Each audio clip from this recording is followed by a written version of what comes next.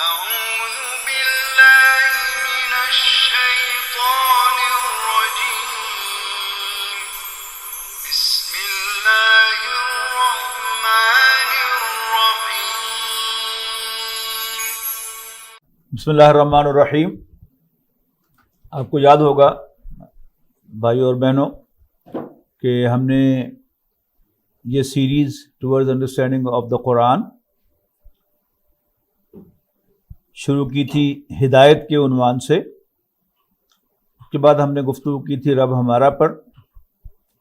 پھر ہم نے یہ جاننے کی کوشش کی تھی کہ اسلام اور سیکولرزم میں کیا فرق ہے، اور پھر ہم نے دیکھا کہ نبی کریم صلی اللہ علیہ وسلم پر ایمان کس حیثیت سے لانا ضروری ہے، اور ہمارے دین میں اس ایمان کی حیثیت کیا ہے. پھر ہم نے حقیقت انسان کو جاننے کی کوشش کی کہ انسان کی اصل حقیقت کیا ہے، اور اس کے حوالے سے سنتھیسس آف ایمان کہ ایمان کیسے پیدا ہوتا ہے اور قرآن مجید کیوں کر ایمان لانے کی دعوت دیتا ہے. اور پھر ہم نے یہ جانا کہ کون سے لوگ ہیں کہ جو اللہ تعالیٰ کی نشانیوں کو اپریشیٹ کرتے ہیں، اور کون لوگ ہیں کہ جو اللہ تعالیٰ کی نشانیوں کو دیکھ کر بھی اپریشیٹ نہیں کر سکتے. اور پھر ہم نے یہ بھی جاننے کی کوشش کی کہ وہ کون کون سے اعمال ہیں جو انسان کو فیسیلیٹیٹ کرتے ہیں کہ وہ راہ راست پر چل پڑے اور اپنی منزلیں طے کرتا جائے، اور کون کون سے اعمال ہیں کہ جو انسان کو ہدایت سے دور کرتے ہیں. پھر ہم نے سورہ مومنون کی ابتدائی آیات کے حوالے سے یہ جاننے کی کوشش کی کہ اسلام میں کردار کی تعمیر کے لیے بنیادی اساسات کون سی ہیں، اور پھر یہ جانا کہ اسلام کی معاشرتی اقدار کون سی ہیں جن کو قرآن مجید چاہتا ہے کہ اسلامی معاشرے میں پروموٹ کیا جائے، اور معاشرتی برائیاں کون سی ہیں جن کو چاہتا ہے اللہ تعالیٰ کہ وہ اسلامی معاشرے میں سے نکالی جائیں، ختم کی جائیں. پھر ہم نے آئلی زندگی کا مطالعہ کیا سورۃ تحریم کے حوالے سے، اور پھر ہم نے سورہ حجرات پڑھی اور اس کے حوالے سے اسلامی ریاست کے تقاضوں کو سمجھنے کی کوشش کی. اور اس کے آخر میں ایمان کی تعریف یہ ہمارے سامنے آئی کہ مومن تو بس وہ ہیں کہ جو اللہ اور اس کے رسول کو مانے اس طرح کہ ان کے دل میں کوئی شک باقی نہ رہے، اور پھر وہ جہاد کریں اللہ کے راستے میں اپنے مالوں اور اپنی جانوں کے ساتھ. ایک سوال پیدا ہو گیا کہ اللہ کے راستے میں جو جہاد کرنا ہے وہ کس مقصد کے لیے اور کیا کرتے ہوئے کرنا ہے. تو گزشتہ ویک ہم نے سورہ حج کے آخری رکوع کے حوالے سے یہ جانا کہ اس جہاد کا مقصد لوگوں پر حجت قائم کرنا ہے، کہ اسلام کو اتنا کرسٹل کلیئر کر دینا نوع انسانی کے سامنے کہ ان کو نظر آئے کہ بس یہی اصل راستہ ہے، یہی اختیار کرنا ہے، اس کے سوا کوئی اور راستہ نہیں ہے. اس کے پھر دو درجے ہیں. ایک لوگوں کو انفرادی سطح پر اللہ کی طرف بلانا، اور دوسرا وہ لوگ کہ جو سمجھدار ہوں گے، زیادہ ذہین ہوں گے، ان کی سمجھ میں تو یہ بات آ جائے گی، لیکن وہ لوگ کہ ذرا نچلی ذہنی سطح کے ہیں وہ شاید اس کو نہ سمجھ سکیں، یا جو کمزور لوگ ہیں وہ سمجھنے کے باوجود ہمت نہ کر سکیں اس راستے پر چلنے کی، اس لیے کہ وہ بہت دشوار راستہ ہے. لہذا ان کے لیے اللہ کے دین کو قائم کر کے دکھا دینا اور اللہ تعالیٰ کا نظام عدل اس زمین پر رائج کرنا کہ کوئی شخص اللہ کو نہ بھی مانے تو بھی اس کے گھر کی دہلیز تک، اس کے دروازے تک اللہ کا عدل پہنچ جائے.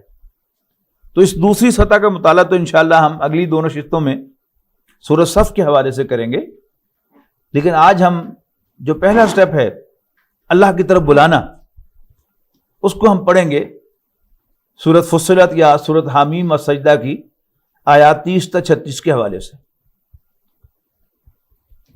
شروع کرتے ہیں. اعوذ باللہ من الشیطان الرجیم. بسم اللہ الرحمن الرحیم. ان الذين قالوا ربنا الله ثم استقاموا تتنزل عليهم الملائكة ألا تخافوا ولا تحزنوا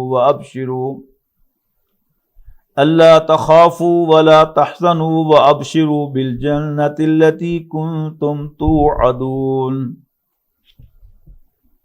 نحن أولياؤكم في الحياة الدنيا وفي الآخرة وَلَكُمْ فِيهَا مَا تَشْتَهِي أَنفُسُكُمْ وَلَكُمْ فِيهَا مَا تَدَّعُونَ نُزُلًا مِّنْ غَفُورٍ رَّحِيمٍ. وَمَنْ أَحْسَنُ قَوْلًا مِّمَّنْ دَعَا إِلَى اللَّهِ وَعَمِلَ صَالِحًا وَقَالَ إِنَّنِي مِنَ الْمُسْلِمِينَ. وَلَا تَسْتَوِي الْحَسَنَةُ وَلَا السَّيِّئَةُ ادْفَعْ بِالَّتِي هِيَ أَحْسَنُ فَإِذَا الَّذِي بَيْنَكَ وَبَيْنَهُ عَدَاوَةٌ كَأَنَّهُ وَلِيٌّ حَمِيمٌ. وَمَا يُلَقَّاهَا إِلَّا الَّذِينَ صَبَرُوا وَمَا يُلَقَّاهَا إِلَّا ذُو حَظٍّ عَظِيمٍ. وَإِمَّا يَنزَغَنَّكَ مِنَ الشَّيْطَانِ نَزْغٌ فَاسْتَعِذْ بِاللَّهِ انہ هو السمیع العلیم. اس مقام کا پہلا حصہ وہ خود اللہ تعالیٰ کو ماننے اور اس پر ثابت قدم رہنے سے متعلق ہے، اور پھر اسی ایمان اور اسی ثابت قدمی کی بنیاد پر انسان کے زبان سے، قلم سے، اس کے بیہیویئر سے دعوت پھوٹے گی.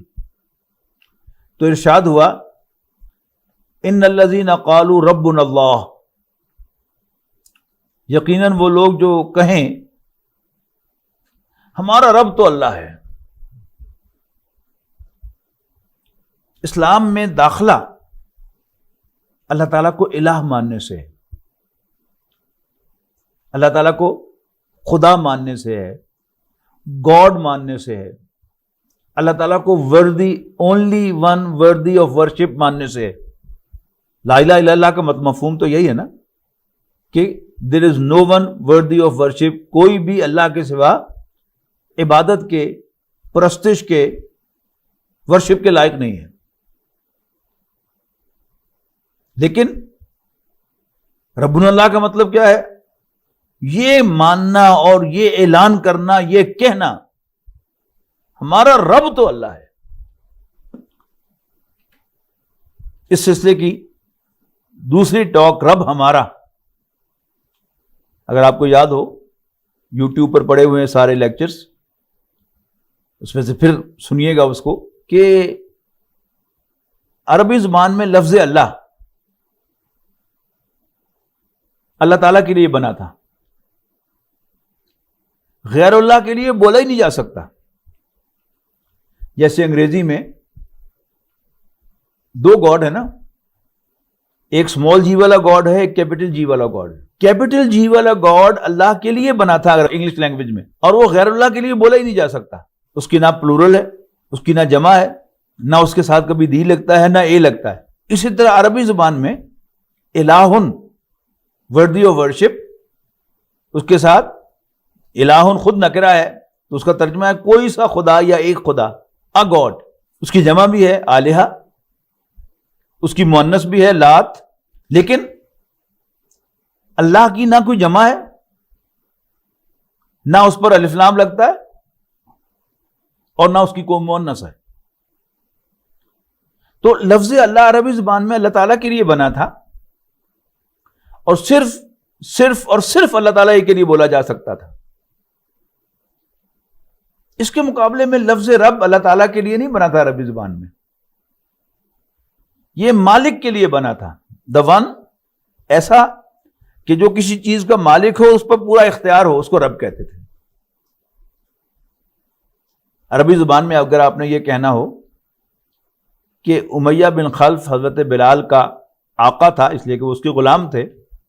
آپ کے لیے عربی میں سوائے رب کے اور کوئی لفظ نہیں ہے، آپ کو کہنا پڑے گا کانا امیہ رب بلال رضی اللہ عنہ. امیہ بن خلف حضرت بلال کا رب تھا، ان کا آقا تھا. آپ کسی عرب ملک میں کوئی مکان کرائے پر لیں تو مالک مکان کو کیا کہیں گے؟ رب الدار. فقہ میں جو انویسٹ کرنے والا ہوتا ہے، یعنی ایک تو کام کرنے والا ہوتا ہے نا بزنس میں، اور ایک انویسٹ کرنے والا ہوتا ہے. انویسٹر کو کیا کہتے ہیں؟ رب المال، مال کا مالک، مال انویسٹ کرنے والا. قرآن مجید میں اللہ تعالیٰ کا تعارف رب ہے. مکے کے کافر توحید کے ساتھ اللہ تعالیٰ کو خالق کائنات تو مانتے ہی تھے. کئی دفعہ آیا قرآن مجید میں لئن سألتهم من خلق السماوات والارض لیقولن اللہ. یقیناً اے نبی اگر آپ ان سے پوچھیں کہ بتاؤ بھلا آسمانوں اور زمین کو یعنی اس کائنات کو کس نے پیدا کیا، تو لازماً کہیں گے کہ اللہ تعالیٰ ہی نے پیدا کیا. لیکن وہ اللہ تعالیٰ کو اپنا رب نہیں مانتے تھے. قرآن مجید نے پہلی آیت میں کہا اقرا باسم ربک الذی خلق، پڑھ اپنے اس رب کے نام سے جس نے پیدا کیا. اور قرآن مجید کے ٹیکسٹ میں بھی پہلی آیت الحمدللہ رب العالمین، اللہ تعالیٰ کا تعارف یہی ہے. اس پر تفصیلی گفتگو تو آپ کو اس دوسری ٹاک میں ملے گی. لیکن یہاں اس میں اگلی بات کیا کہی گئی کہ بے شک وہ لوگ جو کہیں ہمارا رب تو اللہ ہے، یعنی یوں سمجھیے کہ اس زمین پر سب سے بڑی سٹیٹمنٹ یہی ہے کہ ہم اور کسی کے غلام نہیں، ہم اور کسی کے بندے نہیں، ہم صرف اور صرف اللہ کے بندے ہیں. جیسا کہ میں نے وہاں عرض کیا تھا کہ کبھی تنہائی میں بیٹھ کر دل ہی دل میں کہیے کہ اللہ میں تیرا بندہ ہوں، تو میرا رب ہے، تو میرا مالک ہے، میں تیرا غلام ہوں، اور کہتے چلے جائیے، بہت لطف آئے گا آپ کو. تو بے شک وہ لوگ جو کہتے ہیں ہمارا رب تو اللہ ہے، ثم استقاموا، پھر اس پر ثابت قدم رہتے ہیں. ایمان تو ہم سب کا ہے، لیکن ہم میں سے کتنے ہیں جو ثابت قدم ہیں؟ ہم کہتے تو ہیں کہ اللہ ہمارا رب ہے، لیکن ہم ہر ایک کے سامنے ہاتھ پھیلاتے ہیں، ہر ایک پر ڈیپینڈ کرتے ہیں، ہر ایک سے امید وابستہ کرتے ہیں. وہ جو کہا کہ پانی پانی کر گئی مجھ کو قلندر کی یہ بات، تو جھکا جب غیر کے آگے، نہ تن تیرا نہ من. تو ثابت قدم رہنا، اس ثابت قدمی کے تقاضے کیا ہیں؟ ایک تو اس قول پر ثابت قدم رہنا، جان لے لی جائے، کھال ادھیڑ دی جائے، زندہ جلا دیا جائے، لیکن انسان اس قول سے نہ پھرے. یہ تو ہوگی قول کی ثابت قدمی. اور عملی ثابت قدمی کے تقاضے اللہ ہی سے مانگنا، اللہ ہی سے ڈرنا، غلطی ہو جائے تو اسی سے معافی مانگنا، اسی پر ٹرسٹ کرنا، توکل کرنا، بھروسہ کرنا، اور اسی سے پناہ مانگنا. اور پھر ان تمام چیزوں پر ثابت قدم رہنا. ایسا نہیں کہ تھوڑا سا پریشر آ گیا، تھوڑی سی پریشانی آ گئی تو غیر اللہ سے امیدیں باندھ دیں، غیر اللہ کے سامنے جا کے ہاتھ پھیلا دیا. نہیں. ان الذین قالوا ربنا اللہ ثم استقاموا، بے شک وہ لوگ جو کہتے ہیں کہ ہمارا رب تو اللہ ہے، پھر اس پر ثابت قدم رہیں. تتنزل علیہم الملائکۃ، ان پر فرشتے اترتے ہیں یا اتریں گے. یہ چونکہ فعل مضارع ہے، اور فعل مضارع کا ترجمہ حال میں بھی ہو سکتا ہے، مستقبل میں بھی ہو سکتا ہے، اور دونوں ترجمے صحیح ہیں. ان پر فرشتے نازل ہوتے ہیں یا ان پر فرشتے نازل ہوں گے. اور یہ دونوں حقیقتیں ہیں کہ فرشتے ہمیشہ نازل ہوتے رہتے ہیں، صبح و شام اپنی ڈیوٹیاں دیتے ہیں، اور ایمان والوں کی پیٹھ ٹھونکنے کے لیے فرشتے آتے رہتے ہیں. ان کو استقامت دلانے کے لیے فرشتے اللہ تعالیٰ نازل فرماتا ہے کہ میرے بندوں کا دل جماؤ جا کر، وہ گھبرا نہ جائیں، ان کو تسلی دو، ان کی پیٹھوں کو۔ یہ تو ہو گیا فعل حال میں ترجمہ کہ ان پر فرشتے نازل ہوتے ہیں، اور دوسرا ان پر فرشتے نازل ہوں گے موت کے وقت۔ حضرت عیسیٰ علیہ السلام یا ان کی فوج کا کوئی فرشتہ جو میری اور آپ کی روح قبض کرے گا تو فرشتے ان پر نازل ہوتے ہیں۔ حال کے ترجمے کے ساتھ جب جوڑیں گے تو اللہ تخافوا ولا تحزنوا۔ اس زندگی میں اللہ تعالیٰ کا سب سے بڑا انعام جو کسی بندے کو مل سکتا ہے وہ یہی ایمان و یقین ہے کہ میرا رب اللہ ہے۔ جب انسان اللہ تعالیٰ کو اپنا رب مان لیتا ہے اور اس پر ثابت قدم رہتا ہے تو پھر ڈر کس بات کا، خوف کس بات کا؟ نبی اکرم صلی اللہ علیہ وسلم کا ارشاد ہے کہ جو شخص اللہ سے ڈرتا ہے اس سے کائنات کی ہر چیز ڈرتی ہے، اور جو اللہ سے نہیں ڈرتا وہ کائنات کی ہر چیز سے ڈرتا ہے۔ تو اللہ تخافوا ولا تحزنوا، نہ ڈرو اور نہ غمگین ہو۔ خوف کا تعلق ہوتا ہے آنے والے زمانے کے ساتھ، زمانہ مستقبل کے ساتھ، فیوچر ٹینس کے ساتھ، اور حزن کا تعلق ہوتا ہے ماضی کے ساتھ کہ انسان کا ریگریٹ، پریشانی کیوں ہو، یہ کیا ہو گیا، کاش کہ ایسا نہ ہوتا، یہ حزن ہے۔ تو جب انسان کا اللہ تعالیٰ پر ایمان ہوتا ہے اور اس پر انسان ثابت قدم رہتا ہے تو اسے خوف نہیں ہوتا۔ دو زاویوں سے اس کو دیکھیے گا۔ ایک تو میرا رب میرے ساتھ ہے ہر وقت، میں اسی سے مانگتا ہوں، اسی پر بھروسہ کرتا ہوں، وہ میرا خیال رکھے گا، تو پھر ڈر کس بات کا؟ ماضی میں جو کچھ ہوا اس پر جب یہ یقین ہوگا کہ یہ سب کچھ میرا رب کر رہا ہے، اس کی اجازت سے ہو رہا ہے، تو پھر کیونکہ اس نے کیا ہے، ٹھیک کیا ہے، پھر غم کس بات کا، ریگریٹ کس بات کا، پشیمانی کس بات کی؟ تو اللہ تخافوا ولا تحزنوا، نہ ڈرو نہ غم کھاؤ۔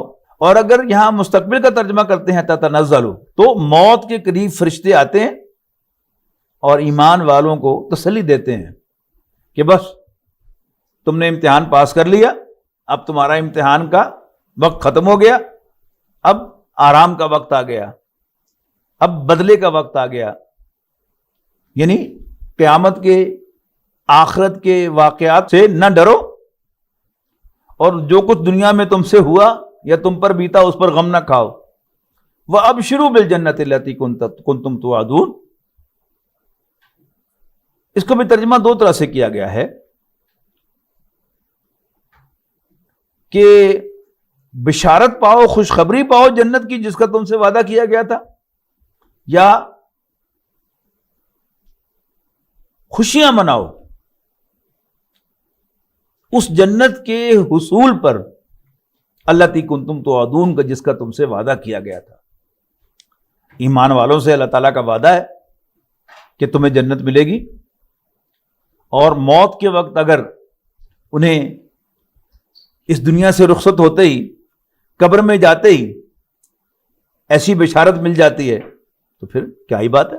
تو وہ ابشروا بالجنت التی کنتم توعدون، اور خوشیاں مناؤ اس جنت کے حصول پر، اس جنت کے مل جانے پر، التی کنتم توعدون، جس کا تم سے وعدہ کیا گیا تھا۔ یعنی وعدہ تو اللہ تعالیٰ نے تمام ایمان والوں سے کیا ہے، تمام متقیوں سے کیا ہے۔ ان المتقین فی جنات وعیون۔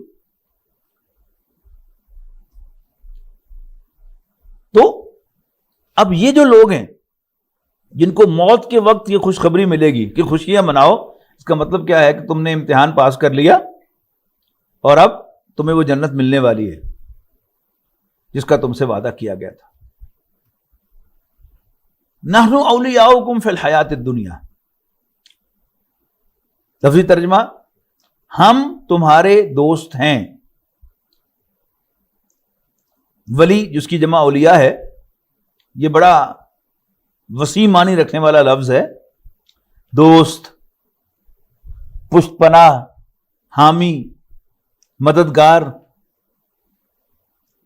پروٹیکٹر، یہ سارے معنی اس کے اندر موجود ہیں، حفاظت کرنے والا. تو نحن اولیاؤکم فی الحیات الدنیا، ہم دنیاوی زندگی میں بھی تمہارے دوست ہیں.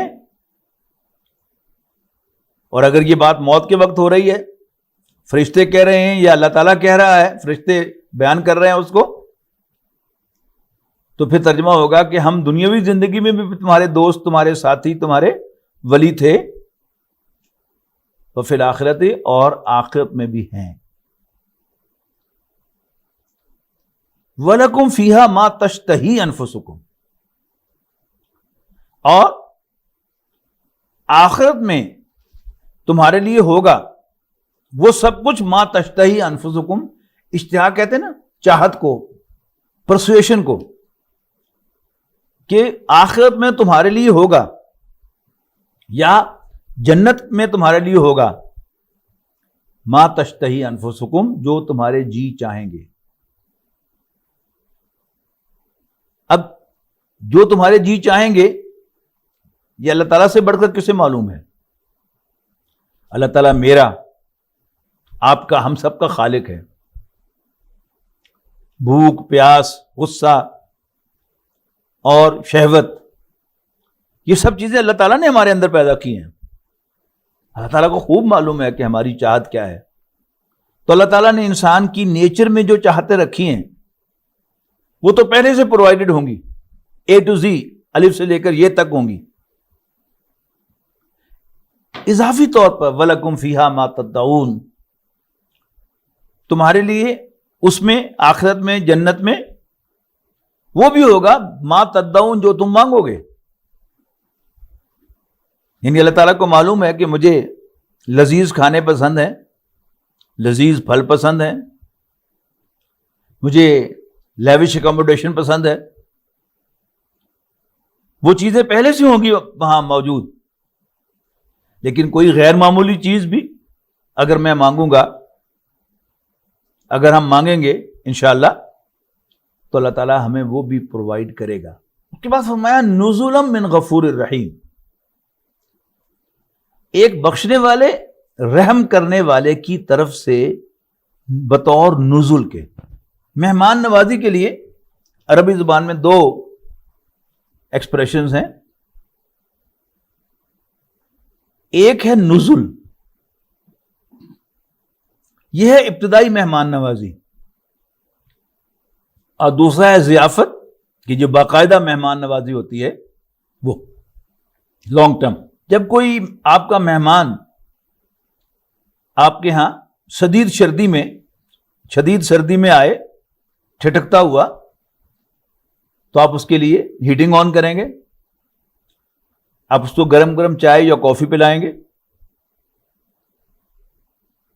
اس کے برعکس اگر کوئی مہمان شدید گرمی میں آئے، 45 ڈگری سینٹی گریڈ ٹیمپریچر ہے باہر، تو پسینے سے شرابور آئے گا، تو آپ اس کے لیے ایئر کنڈیشن آن کریں گے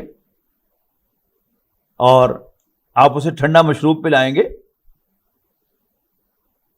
اس کے بعد جب وہ سیٹل ہو جائے گا تو آپ اسے ڈنر سرو کریں گے. اور وہ ڈنر جو ہے وہ عام حالات میں ہم سب جانتے ہیں کہ وہ اس کا سردی گرمی سے تعلق نہیں ہوتا. جنت میں جو نزل ہے وہ تو ہے کہ وہ چیزیں کہ جو دنیا میں بندہ مومن پر حرام کی گئی تھی، جن سے روکا گیا تھا، وہ حرام ذرائع سے اپنے دسترخوان کو طرح طرح کے کھانوں سے سجا سکتا تھا، لیکن اس نے اللہ کے خوف کی وجہ سے نہیں سجائے. وہ تعیش کا سامان فراہم کر سکتا تھا اپنے آپ کو، اس نے نہیں کیا. وہ مختلف طریقوں سے لائف کو انجوائے کر سکتا تھا، زندگی کو پرتعیش بنا سکتا تھا، لیوش بنا سکتا تھا، اس نے نہیں بنایا. آج جب وہ اللہ تعالیٰ کا مہمان بنے گا تو سب سے پہلے اللہ تعالیٰ کہے گا کہ کھلا کھاؤ، وہ چیزیں کہ جو تمہیں دنیا میں پینا حرام کی گئی تھی وہ بھی پیو. البتہ اس میں سے جو برائی کا پہلو ہوگا اللہ تعالیٰ نکال لے گا، اور جو بھی انجوائمنٹ کی چیزیں تھیں، لطف اندوز ہونے کی چیزیں تھیں جو دنیا میں اس پر حرام کی گئی تھی، یہ بھی لے لو. تو یہ طرح طرح کے کھانے، طرح طرح کے مشروبات، بڑے بڑے گھر، اور پھر اس کے گرد، گھروں کے گرد گروسری پلاٹس، اور پھر نیچے نہروں کا بہنا. یہ سب وہ ہے کہ جو مور اور لیس، کم و بیش ایمان والوں پر ریسٹرکٹڈ ہوتا ہے. اگر وہ واقعتاً حلال و حرام کی پابندی کرتے ہیں تو بہرحال ایک نہ ایک جگہ پر آ کر ان پر بریک ضرور لگانی پڑتی ہے. لیکن جب وہ جنت میں جائیں گے تو نہ کھانے پر پابندی ہوگی، نہ پینے پر پابندی ہوگی، اور نہ ہی لطف اندوز ہونے کا، تعیش کا، انجوائمنٹ کا کوئی سامان ان پر بین ہوگا. وافر عطا کیا جائے گا اس کی. لیکن ضیافت، جیسا کہ میں نے عرض کیا کہ وہ ہر موسم میں ایک جیسی ہوتی ہے، وہ ضیافت ہوگی کہ اللہ تعالیٰ کہے گا اپنے بندوں سے کہ میں تم سے راضی ہوں، اور وہ بھی اس پر راضی ہو جائیں گے. یعنی جب کسی ملازم کو اس کا امپلائر، جس کا وہ ملازم ہوتا ہے، جسے ہم مالک کہتے ہیں عام طور پر، کہتا ہے کہ میں تیرے کام تو خوش ہوں، میں تیرے کام سے راضی ہوں، تو اس کی جو مسرت اس کو ملتی ہے وہ شاید صرف اس کی تنخواہ بڑھ جائے تو اس پر نہ ملے اس کو. کسی ملازم کو جس جگہ وہ کام کرتا ہے اس کی وجہ سے اس کی طرف سے کوئی سرٹیفکیٹ ملے، کوئی سیونیئر ملے جس پر لکھا ہوا ہو کہ اسی اچھی پرفارمنس کی وجہ سے اس کو یہ چیز ہم دے رہے ہیں، اس کی خوشی زیادہ ہوتی ہے. تو جب رب العالمین کہہ دے گا کہ میں تم سے راضی ہوں، تو آپ اندازہ لگا سکتے ہیں کہ ہم کتنے خوش ہوں گے انشاءاللہ کہ ہمارا رب ہم سے راضی ہو گیا ہے. تو پھر گویا ہم بھی اس سے راضی ہو گئے. ضمنی طور پر اب اس ضیافت کی بھی ایک لذیذ ڈش ہے. سب سے ہوتا نا کہ ضیافت میں کوئی نہ کوئی سویٹ ڈش ہوتی ہے، اور پھر ملٹیپل ڈشز بھی ہو سکتی ہیں. کوئی ذرا کم ڈیلیشیس اور مزیدار ہو، کوئی بہت زیادہ مزیدار، پھر اور زیادہ مزیدار. اللہ تعالیٰ ایمان والوں کو اپنا دیدار بھی کرائے گا، اور آج ہم تصور بھی نہیں کر سکتے کہ وہ دیدار کیا ہوگا، اس دیدار کی لذت کیا ہوگی. تو وہ سب ضیافت کا حصہ ہے، لیکن یہاں جو تذکرہ ہو رہا ہے وہ نزل کا ہو رہا ہے. اب جس شخص نے اللہ تعالیٰ کو اپنے دل کی گہرائیوں سے اپنا مالک مانا ہے، اور دنیا میں بھی وہ مزے لے رہا ہے اپنے رب کو رب ماننے کے، جیسے کہ میں نے عرض کیا کہ وہ اللہ پر ڈیپینڈ کرتا ہے، اللہ تعالیٰ ہی سے مانگتا ہے، کسی سے ڈرتا نہیں ہے، قابل رشک ہے نا وہ شخص. اب جب اس کے اندر اللہ تعالیٰ پر یقین ہے، جتنا یقین گہرا ہوگا اتنا ہی چشمہ پھوٹے گا اس کے اندر سے دعوت کا، کہ مجھے اب دوسروں کو بھی، اپنے بھائیوں کو، اپنی بہنوں کو، اپنے عزیز و اقارب کو، اپنے دوستوں کو، اپنے کولیگز کو، یہاں تک کہ پوری نوع انسانی کو بھی مجھے دعوت دینی چاہیے کہ آؤ مزے لوٹو، تم بھی اپنے رب کو مان لو، تم بھی اپنے رب کو مان لو. یہ ہے دعوت اللہ. اب جہاں تک بولنے کا تعلق ہے، اللہ تعالیٰ نے ہم سب کو بولنے کا سامان فراہم کیا ہے. یہاں آلہ صوت ہے ایک، جو ہوا کی نالی کے اوپر ہے، اس میں تار بنائے ہیں اللہ تعالیٰ جن میں سے آوازیں نکلتی ہیں، ذرا بھاری آواز، ہلکی آواز، اور پھر الفاظ بنتے ہیں ہمارے گلے میں سے گزرتے ہوئے، اور ہونٹوں اور زبان اور تالو میں سے گزرتے ہوئے. ہم اپنی زبان کو مختلف طرح سے حرکت دیتے ہیں تو مختلف ساؤنڈ جو ہیں وہ بنتی ہیں. اللہ کے فضل و کرم سے ہم سب بولتے ہیں، سب کو اللہ تعالیٰ نے بولنے کی صلاحیت عطا کی ہے. لیکن یہ چوائس اللہ تعالیٰ نے ہم پر چھوڑا ہے. ہم اس زبان سے جھوٹ بولنا پسند کریں گے یا سچ بولنا پسند کریں گے؟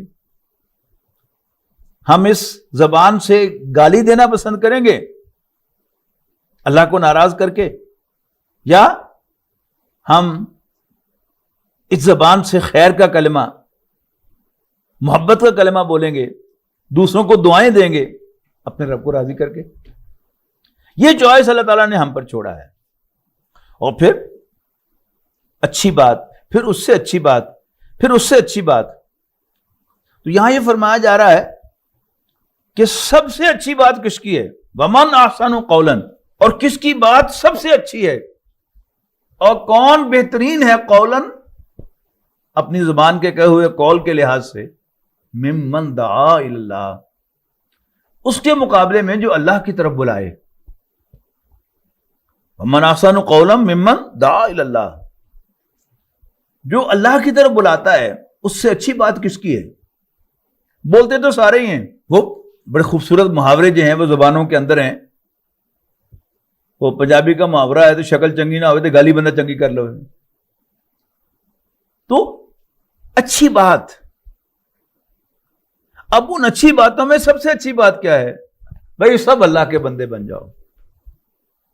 اپنے بھائی کے پاس وقت لے کر جا کر بیٹھنا، اسے دعوت دینا، بھائی جان اپنے اللہ تعالیٰ کو اپنا رب مان لو، مزے ہو جائیں گے تمہارے. اپنے دوست کے پاس جانا کہ بھائی زندگی سے لطف اندوز ہونا چاہتے ہو تو آؤ اپنے رب کو مان لو. اپنے کولیگ کے پاس، دفتر کے ساتھی کے پاس جانا، اسے کہنا کہ میں تمہیں ایک ایسی بات نہ بتاؤں کہ اگر تم اس کو مان لو تو مزے ہو جائیں تمہارے، اللہ تعالیٰ کو اپنا رب مان لو. تو بہترین بات، ومن احسن قولا، اور کس کی بات اچھی ہے، کون ہے بہتر، کون ہے زیادہ خوبصورت گفتگو کے لحاظ سے، بات کے لحاظ سے، ممن دعا الی اللہ، اس کے مقابلے میں جو اللہ کی طرف بلائے. اللہ تعالیٰ ہمیں ان میں شامل فرمائے. وعمل صالحا، اور وہ بات نہ ہو یہ دیگراں راہ نصیحت اور خود میاں فصیحت، دوسروں کو اللہ تعالیٰ پر ایمان لانے کی دعوت دے رہا ہو اور خود غیر اللہ کی بندگی میں مصروف ہو، غیر اللہ سے امیدیں لگائے بیٹھا ہو. نہیں، عمل صالحا، اچھے کام کرے، اپنے رب کی مرضی کے مطابق عمل کرے، وہ سارے کام کرے جس سے رب خوش ہوتا ہے، اور وہ سارے کام چھوڑ دے جن سے رب ناراض ہوتا ہے. وعمل صالحا، اور نیک عمل کرے. فقال، اور کہے اننی من المسلمین، بے شک میں مسلمانوں ہی میں سے ہوں، میں مسلمانوں میں سے ہوں. مسلم جس کی جمع مسلمین ہے، یہ دو معنوں میں استعمال ہوتا ہے. ایک تو اس کے لفظی معنی ہے، اسلام کے معنی ہے انسان کا کسی کے سامنے جھک جانا، کسی کے سامنے ہتھیار ڈال دینا، اس کی بات مان لینا. یہ ہے یعنی اللہ تعالیٰ کا مسلمان ہونا، اللہ تعالیٰ کی بندگی کو اختیار کر دینا، اس کی نافرمانی چھوڑ دینا، اس کی اطاعت کو اختیار کر لینا، یہ کیا ہے؟ یہ مسلمانی ہے. دوسرا، اصطلاحاً مسلمان اس شخص کو کہتے ہیں جو حضرت محمد مصطفیٰ صلی اللہ علیہ وسلم کو اللہ کا رسول مانتا ہے اور ان کی لائی ہوئی ہدایت کو حرف آخر سمجھتا ہے. الایمان تصدیق بما جاء بہ النبی صلی اللہ علیہ وسلم. ایمان نام ہے ہر اس بات کو سچا مان لینے کا جو حضرت محمد مصطفیٰ صلی اللہ علیہ وسلم اللہ کے رسول ہونے کی حیثیت سے لے کر آئے. تو دونوں مفہوم یہاں پر درست ہیں. ایک تو یہ کہ نیک عمل کرے اور اس کا عمل بتا رہا ہو کہ یہ اللہ کا بندہ ہے، اللہ کا فرما بردار ہے، اللہ تعالیٰ ہی سے مانگتا ہے، اللہ تعالیٰ ہی پر بھروسہ کرتا ہے، اللہ تعالیٰ ہی سے ڈرتا ہے. اور دوسرا، وہ اس بات کا اعلان کرے کہ میں مسلمانوں ہی میں سے ہوں، یعنی اپنے آپ کو کوئی سپیریئر چیز نہ سمجھے، مسلم کمیونٹی کا حصہ ہی اپنے آپ کو بتائے کہ میں کوئی بہت اونچی شے نہیں ہوں، میں مسلمانوں میں سے ہوں. اس میں عاجزی انکساری کا ایک رنگ جو ہے وہ آپ کو نمایاں نظر آتا ہے. اس کے بعد بڑی اہم بات آ رہی ہے، وَلَا تَسْتَوِي الْحَسَنَةُ وَلَا السَّيِّئَةُ، اور نیکی اور برائی اپنے انجام کے اعتبار سے ایک جیسی نہیں ہوتی. نیکی جو ہے اس کا ایفیکٹ بھی اچھا ہے، اس کا اثر بھی اچھا ہے، اس کا انجام بھی اچھا ہے، اس کا جو نیک بندے پر اثر ہے وہ بھی اچھا، اور اس کا خارج میں اثر بھی اچھا، اور برائی اس کا اثر برائی کرنے والے پر بھی برا اور خارج میں بھی برا۔ تو جنرل اسٹیٹمنٹ دی ولا تستوی الحسنۃ ولا السیئۃ، اور نیکی اور برائی اپنے انجام کے اعتبار سے، اپنے افیکٹ کے اعتبار سے، اپنے اثر کے اعتبار سے برابر نہیں ہے، ایک جیسے نہیں ہے۔ تو جہاں اب دعوت کے سیاق و سباق میں جب ہم اس کو دیکھیں گے تو یہ بڑی امپورٹنٹ آیت ہے، اور ہر وقت یاد رکھنے کی ہے ایک دائی کے لیے، اللہ کی طرف بلانے والے کے لیے۔ ذرا تھوڑی دیر کے لیے سوچئے کہ مجھے کوئی شخص، کوئی عیسائی آ کر دعوت دے کہ تم عیسائی ہو جاؤ، تو مجھے بہت خوشی ہوگی کیا؟ ہرگز نہیں۔ مجھے آ کر کوئی ہندو دعوت دے کہ تم ہندو ہو جاؤ، تو کیا میں اس کو ویلکم کروں گا؟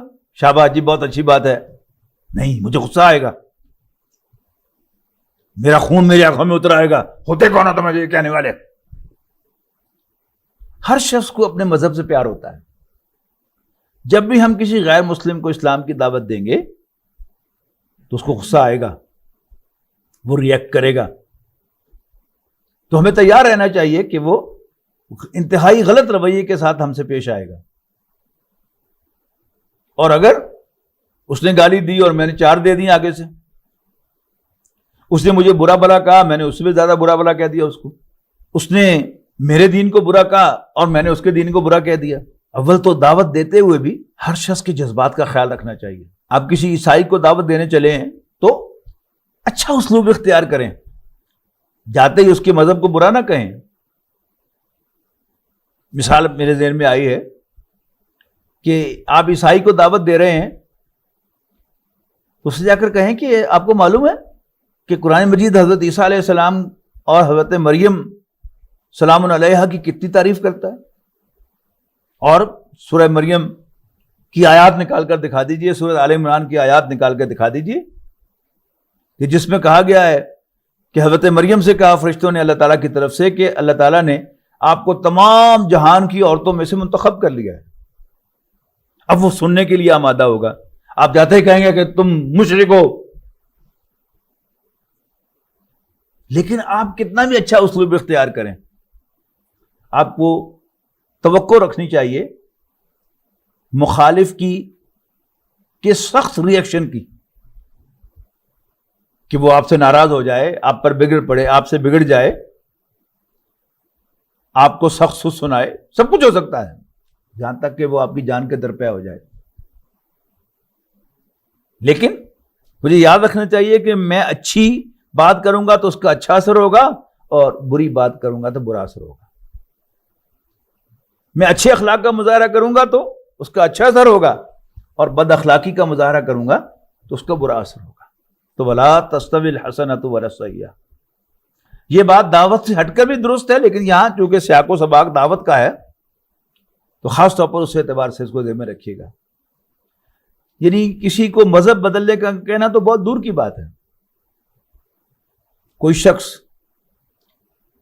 اپنے والدین کے حقوق ادا نہیں کرتا، ان کی عزت نہیں کرتا، ان کو بے یار و مددگار چھوڑتا ہے، آپ جا کر اس کو تلقین کریں گے کہ بھائی والدین کا خیال رکھا کرو، یا آپ کا کوئی دوست ہے، آپ کا کوئی ملنے والا ہے اور آپ کے علم میں ہے کہ اس نے اپنی بہنوں کو وراثت میں حصہ نہیں دیا اپنے والد کی وراثت میں، آپ جائیں اس کے پاس چل کر اس کو سمجھائیں جا کر، لیکن ذہنی طور پہ تیار رہیں کہ وہ پلٹ کے کہے گا تم کون ہوتے ہو میرے معاملات میں دخل دینے والے، نہیں دیتا میں، یا کہتا ہے والدین کے بارے میں انہوں نے میرے ساتھ ایسا کیا ہے۔ آپ بڑے اچھے طریقے سے اس کو سمجھائیں گے، لیکن پھر بھی وہ ریئیکٹ کرے گا۔ اب اس نے ریئیکٹ کیا، اب اس سے زیادہ ریئیکٹ کر کے دکھائیں گے تو پھر آپ دعوت دے چکے۔ اللہ تعالیٰ نے ان کی قسمت میں لکھی ہو تو شاید وہ ہدایت پر آ جائیں، ورنہ آپ نے کوئی کسر نہیں چھوڑی، میں نے کوئی کسر نہیں چھوڑی اگر میں نے یہ حرکت کی ہے تو جب میں دعوت دوں گا تو اس کا ری ایکشن ہوگا.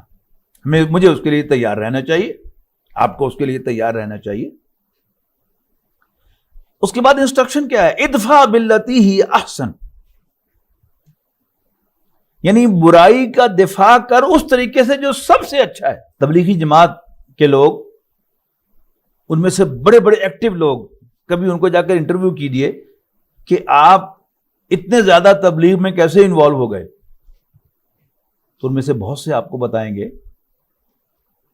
کہ میں کالج میں پڑھتا تھا, جب میں فلان جگہ رہتا تھا, یہ میرے زندگی کا نقشہ تھا, اور کوئی تبلیغی بھائی میرے پاس آئے تو میں نے ان کو دیکھ کر دروازہ ہی بند کر لیا, لیکن اس کے باوجود وہ دعا دے کر چلے گئے. کوئی صاحب میرے پاس آئے اور میں نے ان کی پٹائی کی, لیکن پھر بھی وہ دعائیں دیتے ہوئے چلے گئے. دیکھیے نبی اکرم صلی اللہ علیہ وسلم کا ہم تعارف کیا کراتے ہیں کہ سلام اس پر کہ جس نے گالیاں سن کر دعائیں دی. تو کیا بس صرف یہ سلام پیش کرنے کے لیے ہے یا عمل کرنے کے لیے بھی ہے؟ میرا فرض بھی یہی ہے کہ اگر مجھے کوئی گالی دے دین کے راستے میں یا ادروائز, تو میں اس کو دعا دوں. تو کیا ہوگا؟ ادفع باللتی ہی احسن, تو دفاع کر, تو جواب دے, تو رسپونڈ کر برائی کو اس طریقے سے جو سب سے اچھا ہے. نتیجہ کیا نکلے گا؟ فَإِذَا الَّذِي بَيْنَكَ وَبَيْنَهُ عَدَاوَةٌ, نتیجتاً وہ کہ جس کی اور تمہارے درمیان دشمنی اور عداوت تھی, ایسے ہو جائے گا کَأَنَّهُ وَلِيٌّ حَمِيمٌ, جیسے تمہارا جگری یار ہو, تمہارا گرم جوش ساتھی ہو. یہ ولی وہی لفظ ہے جس کی جمع اولیاء آ گئی تھی نا, وہ تمہارا گرم جوش ساتھی, جگری یار بن جائے گا. اس لیے کہ تم نے اس کی برائی کا بھی اچھے طریقے سے جواب دیا. اب یہ بات کہنی تو بہت آسان ہے, میں نے کہی, بڑے جوش سے کہی, اور آپ نے سنی, آپ بھی محظوظ ہوئے, بڑی بات دل کو لگی کہ واہ واہ واہ واہ.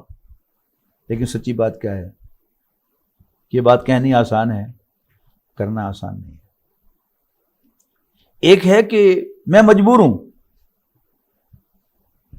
جیسے انسان اپنے افسر کی کڑوی کسیلی بھی سنتا ہے. کیوں؟ چیک اسی نے دینا ہوتا ہے نا تنخواہ کا. میں مجبور ہوں, اگر وہ نوکری سے مجھے نکال دے گا تو میں اپنے بچوں کو کیا کھلاؤں گا؟ لہذا مجبوراً میں اس کی کڑوی کسیلی سنتا ہوں.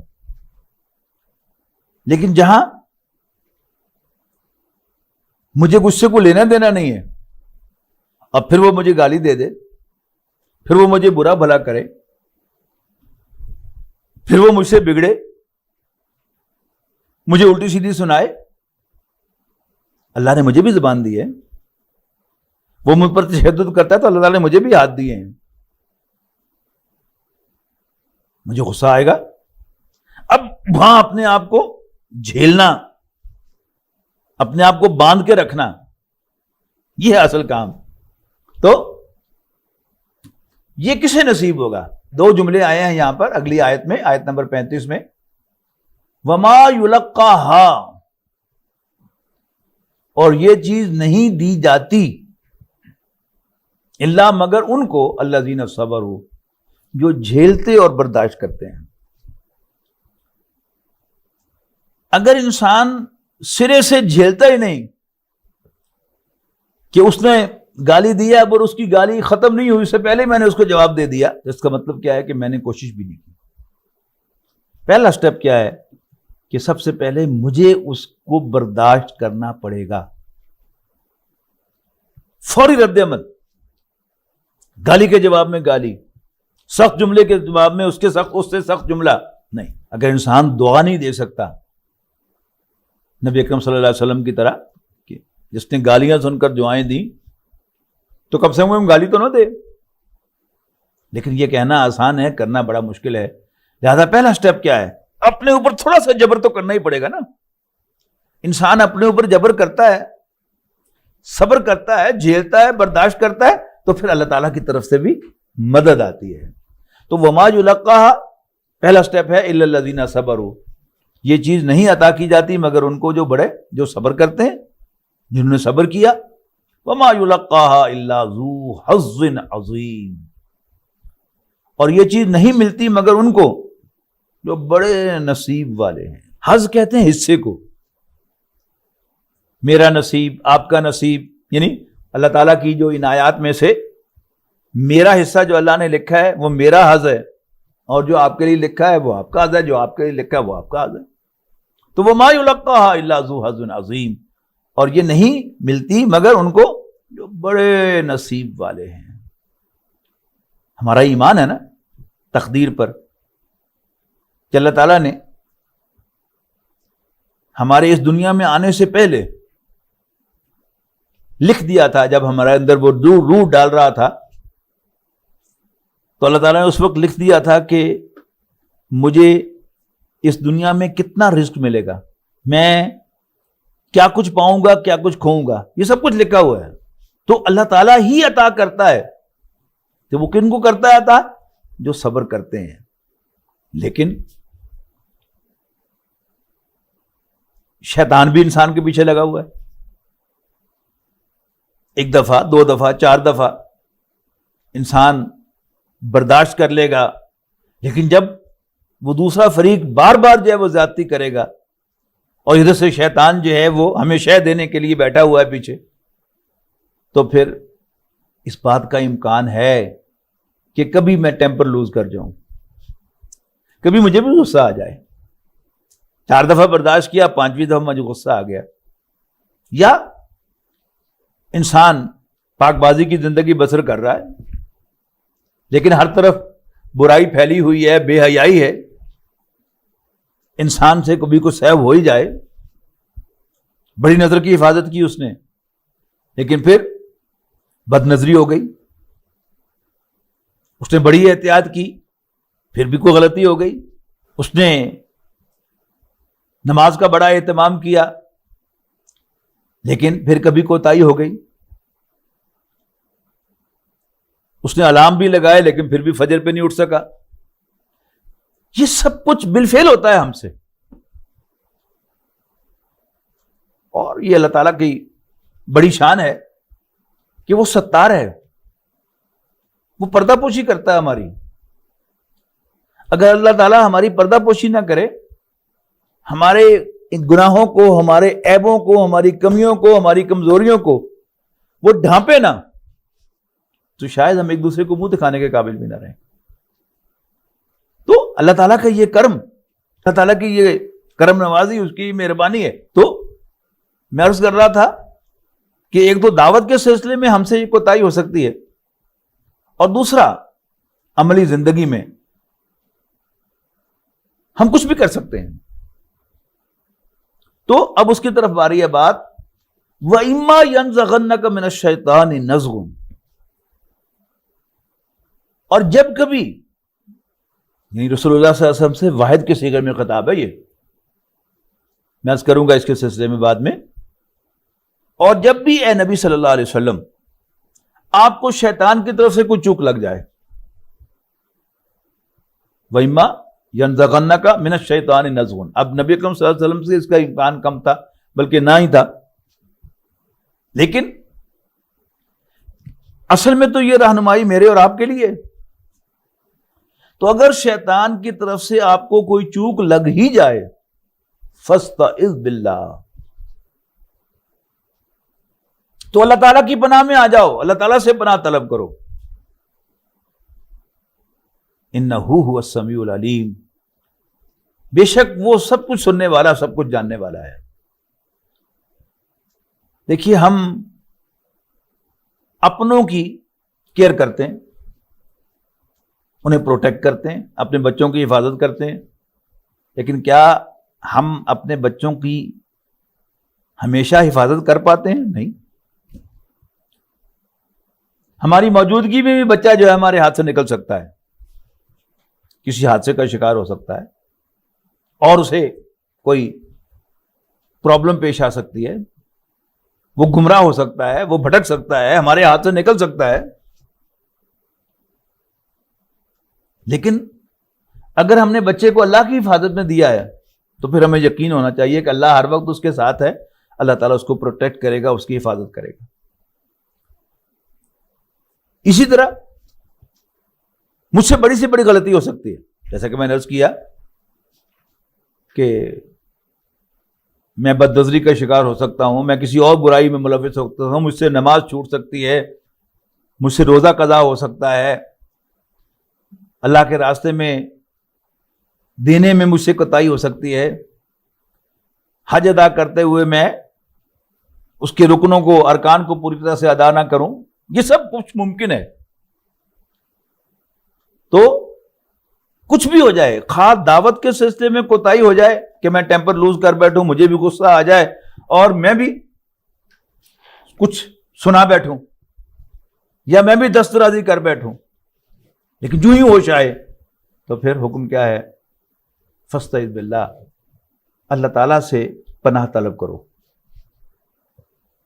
یہ اردو میں ہم تراجم میں پڑھتے ہیں اللہ کی پناہ طلب کرو، لیکن عام طور پر جب پناہ کا لفظ آتا ہے تو ہمارے ذہن میں اسائلم کا تصور آتا ہے،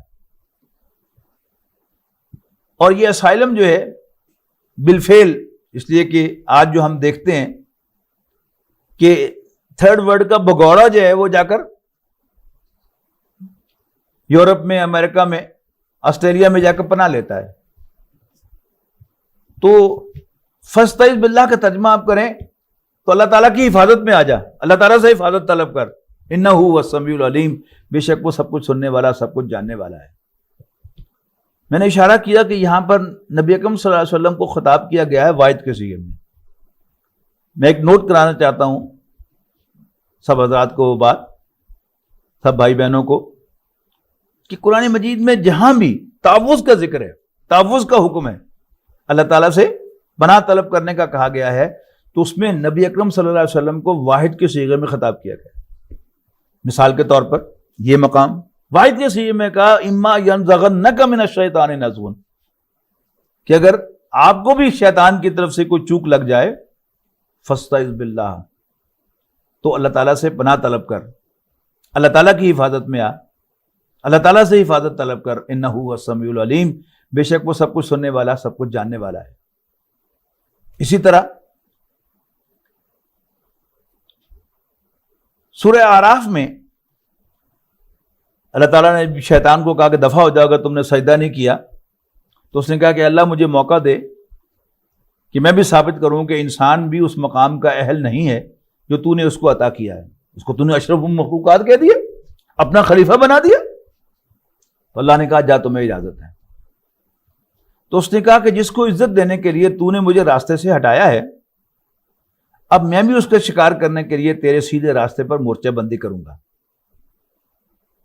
اور پھر میں ان پر حملہ آور ہوں گا، ان کے آگے سے، ان کے پیچھے سے، ان کے دائیں سے اور ان کے بائیں سے، اور اللہ تو ان میں سے اکثر کو شکر گزار نہیں پائے گا۔ اب صراط مستقیم کون سا ہے جس پر اس نے ڈیرا لگایا ہے؟ وہ قرآن مجید ہے، اور اسی لیے قرآن مجید کی تلاوت سے پہلے تعوذ پڑھنا فرض ہے۔ بسم اللہ پڑھنا سنت ہے، لیکن تعوذ فرض ہے، اور وہ بھی واحد کے صیغے میں کہا گیا رسول اللہ صلی اللہ علیہ وسلم سے کہ اذا قرأت سورۃ النحل میں اذا قرأت القرآن فاستعذ باللہ من الشیطان الرجیم، اے نبی جب بھی تم قرآن پڑھو تو شیطان مردود سے اللہ تعالیٰ کی پناہ میں ضرور آ جائے گا، اللہ تعالیٰ کی پناہ ضرور طلب کر لیا کرو۔ اسی طرح فرمایا ربی انی اعوذ بک من ہمزات الشیاطین، اے میرے رب میں شیطان کے حملوں سے، یہ جو اس کے کچوکے ہیں، ان سے میں تیری پناہ میں آتا ہوں، اور ربا میں اس سے بھی تیری پناہ میں آتا ہوں کہ شیاطین میرے قریب بھی پھٹکیں۔ اور پھر معوذتین جو ہیں دونوں قرآن مجید کے آخر میں، ان کو تو ہم سب جانتے ہیں کہ قل واحد کے صیغے میں حضور صلی اللہ علیہ وسلم سے کہا ہے قل اعوذ برب الفلق من شر ما خلق ومن شر غاسق اذا وقب ومن شر النفاثات فی العقد ومن شر حاسد اذا حسد، اور قل اعوذ برب الناس ملک الناس الہ الناس من شر الوسواس الخناس الذی یوسوس فی صدور الناس من الجنۃ والناس۔ تو خواہ برائیاں ہوں، ان سے بچنے کے لیے بھی اللہ تعالیٰ کی پناہ کی ضرورت ہے. اللہ تعالیٰ اگر ہمیں برائی سے بچائے گا تبھی ہم برائی سے بچ سکیں گے. اور دعوت دیتے ہوئے جو ریئیکشن آئے دوسری طرف سے، اس ریئیکشن پر ریئیکٹ نہ کرنے کی بھی اللہ تعالیٰ ہی توفیق دے گا تو ہوگا. اللہ تعالیٰ پروٹیکٹ کرے گا، اللہ تعالیٰ حفاظت کرے گا تو ہم ریئیکٹ نہیں کریں گے. ورنہ اگر کسی نے ہمیں ایک گالی دی ہم 4 گالیاں دے ماریں گے. اگر کسی نے ایک تھپڑ مارا ہے تو ہم اس کے 4 مکے رسید کریں گے. ہاں، ہم تھوڑا سا صبر کا مظاہرہ کریں گے، اپنے آپ کو روکنے کی کوشش کریں گے. تو جو پہلا سٹیپ ہے روکنے کا وہ ہمارے ذمہ ہے. پھر اللہ تعالیٰ ہمیں ہمت اور طاقت بھی عطا کرے گا کہ ہم اپنے اوپر قابو پا سکیں. تو اور یہ جو اس کی نزاکت ہے کہ اللہ تعالیٰ کی پروٹیکشن کتنی اہم ہے کہ اللہ کے رسول صلی اللہ علیہ وسلم کو اس کی ضرورت ہے. یعنی عام طور پر جو ہمارا عام طرز عمل ہے کہ جب کوئی بہت بری حرکت ہو تو اس پر ہم پناہ مانگتے ہیں اللہ تعالیٰ سے، اللہ تعالیٰ کی پناہ طلب کرتے ہیں شیطان مردود سے. تو نبی اکرم صلی اللہ علیہ وسلم نے تو کوئی غلطی کرنی نہیں تھی، آپ سے کوئی گناہ تو ہونا نہیں تھا، اس لیے کہ آپ تو معصوم ہیں، اللہ کے نبی ہیں. لیکن شیطان اپنے حملے کرتا رہتا ہے. تو نبی اکرم صلی اللہ علیہ وسلم کو بار بار کہا جاتا ہے کہ جب بھی شیطان کی طرف سے آپ کو چوک لگ جائے تو آپ اللہ تعالیٰ سے حفاظت طلب کریں، اس کی حفاظت میں آئے. یقیناً وہ سب کچھ سننے والا، سب کچھ جاننے والا ہے. قرآن مجید پڑھتے ہوئے آپ اللہ تعالیٰ کی حفاظت طلب کریں تاکہ شیطان کہیں آپ کے دل میں، آپ کے ذہن میں قرآن مجید کے کسی حکم کا، قرآن مجید کی کسی آیت کا کوئی غلط مفہوم نہ ڈال دے. اور اسی لیے ہمارے لیے بھی یہی حکم ہے کہ ہم ہمیشہ قرآن مجید کی تلاوت سے پہلے تحفظ کریں. تو فرمایا وَإِمَّا يَنزَغَنَّكَ مِنَ الشَّيْطَانِ نَزْغٌ فَاسْتَعِذْ بِاللَّهِ إِنَّهُ هُوَ السَّمِيعُ الْعَلِيمُ. بارك الله لي ولكم في القرآن العظيم ونفعني وإياكم بالآيات والذكر الحكيم.